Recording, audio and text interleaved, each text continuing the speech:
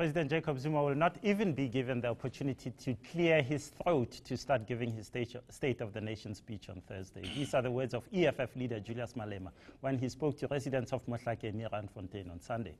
What happens then? My guest today is EFF Deputy President Floyd Shivambu.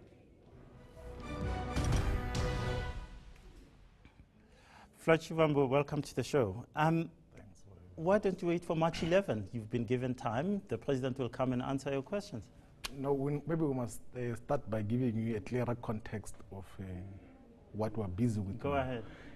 Now, the rules of the National Assembly say that the president must appear at least once for question day in the National Assembly per term. I think we agree on that. So now, last year, Parliament, because it couldn't do much prior to the general elections, agreed that after elections we must have 3 terms of Parliament. The first one was between the 17th of June to the 4th of August. The second term was between the 19th of August to the 19th of September. That the last term was between we the 14th know that he of appeared October. only once in that time. Yes, he appeared once, and in that once that he appeared, he did not complete the question session because the speaker disrupted the question session. Many people would say because the EFF started chanting, pay back the money. But yes, go ahead, you're making the point. If you check that footage again, you'll see that when the EFF began to chant, pay back the money, the speaker had already dissolved the House. Okay. So you must get time to pay attention to that. You'll realize. I have paid attention, but go ahead. Yeah, then the speaker disrupted that, and then the rules provide for what happens if a question session is interrupted.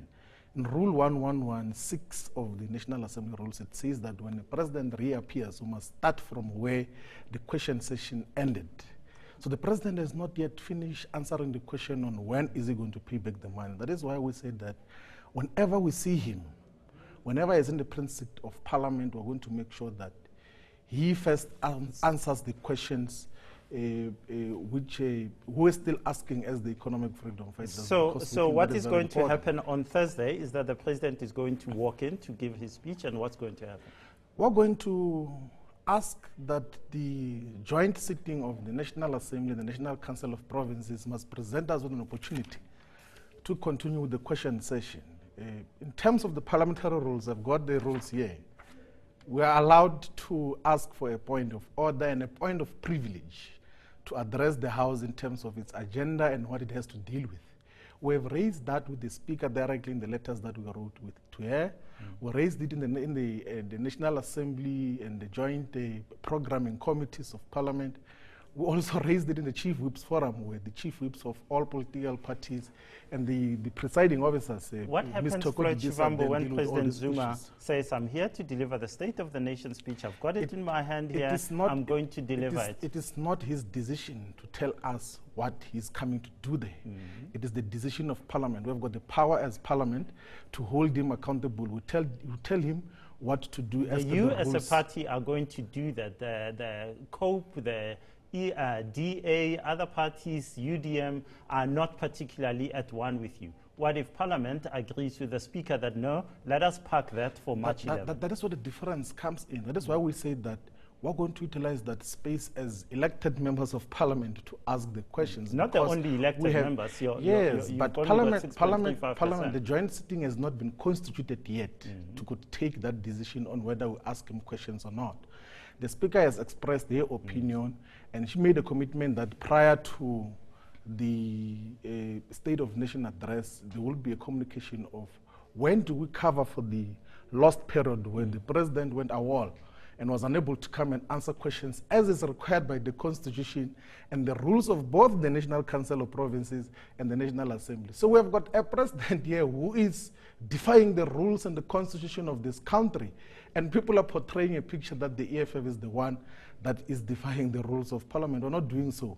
We're making sure that there is maximum compliance to these rules. It was never happening in the first 4 democratic parliaments of South Africa. In the 5th democratic parliament, until we took over power, everything else that the country has agreed upon is going to be implemented.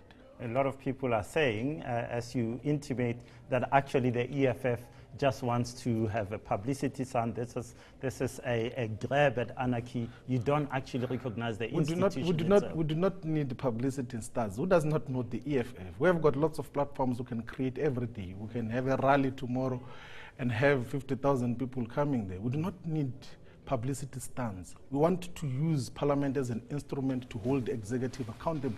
A lot of people want a say toothless parliament, like there had been the case in the past for democratic parliaments. We want a parliament with teeth that will make it a point that the executive, the president, is held accountable. He has been disbanding these institutions and suspending people. Okay, let's stop there and talk about accountability. Let's stop there and talk about accountability. A lot of people are saying today has been an incredible day for your organization. There have been reports that people like Lufuno Gogoro, Ramakatsa, Mgritama, others saying that your party is imploding, that you're broke, that you can't pay staff, you're closing offices. You are unable to run a party, and you are unable to take on President Jacob Zuma because your own house is not in order. Do you know what false alarms are? What is a false those alarm? things that we're speaking about now?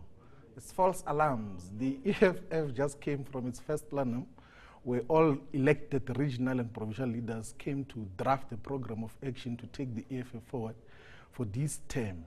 And then you've got people who could not be elected in the National People's Assembly, in the more than 40 regional People's Assemblies that happened, in the 7 provincial People's Assemblies that happened, they were not elected, that doesn't and then take they are away. utilizing the other platforms. Now, let me answer a question so that you don't have to ask it in between again. Now, all the money which the EFF receives, it's public money, it's the money of the IEC, it's money of Parliament, and Parliament can't give you money for the next quarter unless you have accounted fully for the one that you've been given. We've been accounting consistently to Parliament, to the IEC, in terms of what the rules say, in terms of what is expected from us as the economic freedom fighters. And we made an assurance to the Central Command team, to members of the EFF, that if they've got concerns about internal finances, the same people are saying a car was bought for your commander-in-chief, that you seem to be spending money. By the way, that issue of the car, the first time it appeared in the public discourse was through a report in the city press. And the city press, after they were given proper information, in the next week, they retracted the story which they had reported about and said that they regret that they published incomplete information, because we're able to grant them an information that this is an internal fair process. Are you shutting down offices in the provinces? Can you pay your staff? There is no office of the EFF which is not functional. All the 52 regional offices of the EFF, all the 9 provincial offices of the EFF, the head office, all the legislature offices are functional, and there's no staff member, not a single one, who has ever been deprived of their income as agreed in our agreements with the staff members of the EFF. So there are those who are raising false alarms, obviously, because they want to gain some attention. It will be short-lived, because lies don't last forever. That you guys stood by Papiki Babuile, a convicted murderer in the Northwest who is in jail for murdering a former comrade of his, and that you stood by him only when the alarm went that, oops, you are saying he must continue to be paid his salary. And the Northwest legislature woke up late and decided to stop paying him, that you also got on the... That's another part of the disinformation campaign that is happening against the EFF. Let's give you the facts now. What happens is that he has been convicted, but there is a process of appealing the judgment on Commissar Papiki in the Supreme Court of Appeal.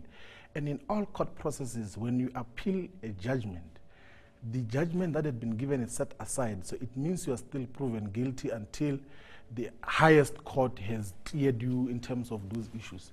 The reason so for now you're standing by this convicted murderer Papiki Babuile? No, was standing by Commissar Papiki because we do not believe that he committed any murder, and that he did not commit any conspiracy to murder anyone. And we are sure that you will see over the next few weeks that he will be cleared by the highest courts in South Africa. Obviously, there will be sensationalism and false alarms that are being raised by a variety of other people, but we're not interested in that. Did you meet with a faction of the ANC in Maputo where you were given T-shirts and where you plotted the return of Julius Malema and Floyd Shivambu to the African National Congress? That is another disinformation campaign, which unfortunately your source is gangsters. I mean, really. But they are your friends. I mean, you can't turn around now and say Dayton Mackenzie is a gangster. When Kenny Kunene formed the party with you, was by your side and you've been friends with him all along. Let's give you clarity. There's never been any meeting with the ANC, and there's no leader of the EFF which is going back to the ANC. The EFF is a force to be reckoned with. The EFF is going to be government of this country. Why would you want to go and join on a dying organization, the ANC? We're not interested in the ANC internal dynamics. It has lost direction. It's too old, man. It can't think.